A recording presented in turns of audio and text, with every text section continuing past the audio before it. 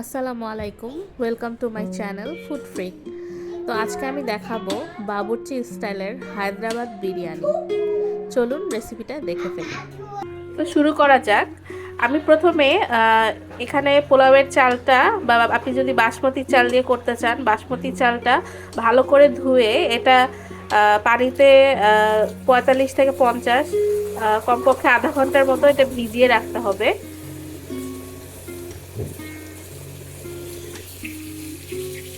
যাতে চালগুলি ভালো মতো ডুবে থাকে। এখানে চাল আছে 1 কেজির মতো। এখানে আমি মুরগি নিয়েছি 2 কেজি।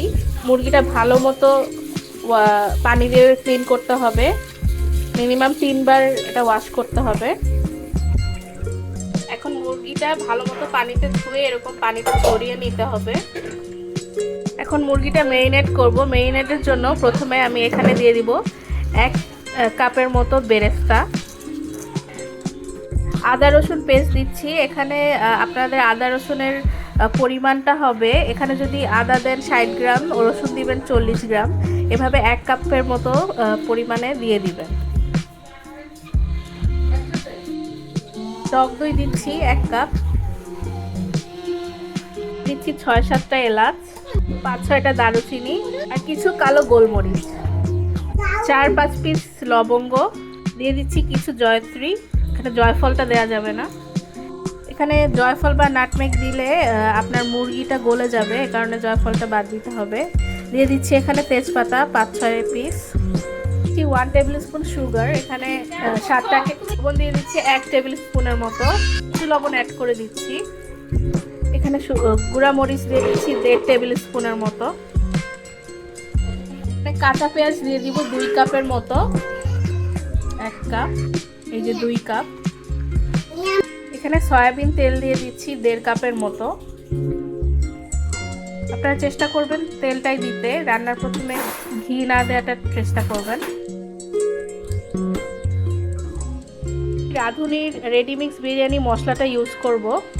এখানে আমি 2 কেজি মাংসের জন্য 2 টেবিল চামচ বিরিয়ানি মশলা দিচ্ছি, 1 টেবিল চামচ, 2 টেবিল চামচ। এখন মাংসটা ভালো করে মাখাতে হবে মশলাগুলোর সাথে, যাতে সব জায়গায় ভালো মতো মশলা পৌঁছায়।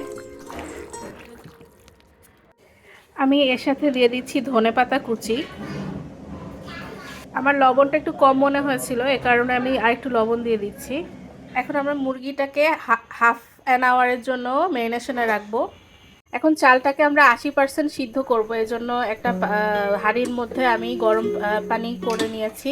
এখানে গরম পানি ফুটছে, এর মধ্যে দিয়ে দিচ্ছি 4-5টা এলাচ, কয়েকটা দারচিনি, দিচ্ছি তেজপাতা, লবণ দিয়ে দিচ্ছি 3 টেবিল চামচের মতো। এখানে লবণের পরিমাণটা অনেক ইম্পর্ট্যান্ট।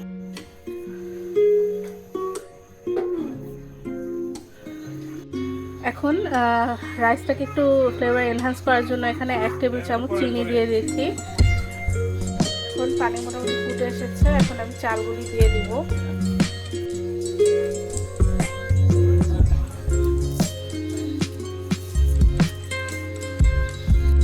এখানে আমি 2 কাপ দুধের সাথে একটু স্যাফরন দিয়ে নিয়েছি, আমি কিছুক্ষণ রেখে দিব। এখানে আমার বিরিয়ানি বসানোর সময় এটা দিতে হবে। এখানে আমার চালটা 80% হয়ে গেছে। এখন আমি এটা পানিটা ঝরিয়ে ফেলবো। এটা 80% হয়েছে কিনা এটা বোঝার জন্য আপনারা চালটা ধরে ফার্স্টে দেখবেন যে চালটা মোটামুটি গলে যায় কিনা। এখানে গলে গেছে, এটা হয়ে গেছে। এখন আমি এটা ঝরিয়ে ফেলছি। এখন হাঁড়ির মধ্যে মুরগিটা ঢেলে নিয়েছি, এখন আমি চালটা এর মধ্যে দিয়ে দিব। হ্যাঁ,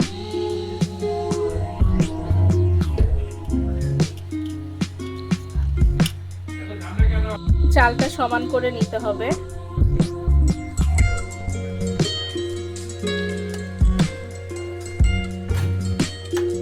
আমি চারিদিক দিয়ে সমান করে দিচ্ছি। উপর দিয়ে আমি কিছু ইনগ্রেডিয়েন্টস দিয়ে দিব। প্রথমে দিয়ে দিচ্ছি এখানে কিশমিশ, আপনারা আলু বোখারা চাইলেও দিতে পারেন। তারপর দিয়ে দিচ্ছি বেরেস্তা, এখানে আপনারা 1 কাপের মতো বেরেস্তা ছিটিয়ে দিবেন। এতে দিয়ে দিচ্ছি কয়েকটা কাঁচামরিচ, মানে আস্ত কাঁচামরিচ দিয়ে দিবেন। দিয়ে দিচ্ছি ধনেপাতা, উপর দিয়ে ধনেপাতা এভাবে ছিটিয়ে দিবেন। এখন সেই স্যাফরন মাখানো দুধটা এভাবে চারিদিক দিয়ে দিয়ে দিতে হবে।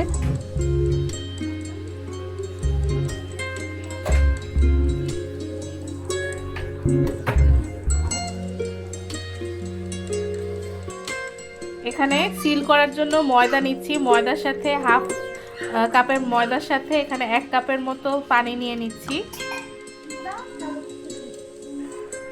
এটা তো ঘন করে গুলতে হবে না, এটা হালকা করে গুললেই হবে। এখানে যেহেতু মোটামুটি কম পরিমাণে বানাচ্ছি, এ কারণে সিলটা মারতে কম পরিমাণ ময়দা লাগবে।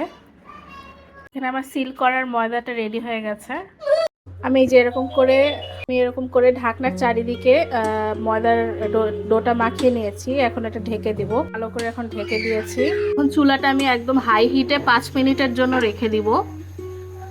এখন এই যে চারিদিক থেকে স্টিম বের হচ্ছে, এরকম স্টিম বের হওয়ার পর্যায়ে আসলে আমি এখন জালটাকে কমিয়ে দিব, একদম লো আঁচে করে দিব।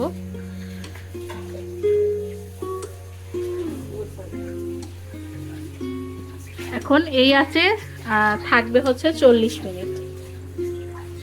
40 মিনিট হয়ে গেছে। এখন এটা এরকম ছুরি দিয়ে খুলেছি, সুন্দর একটা অ্যারোমা আসছে।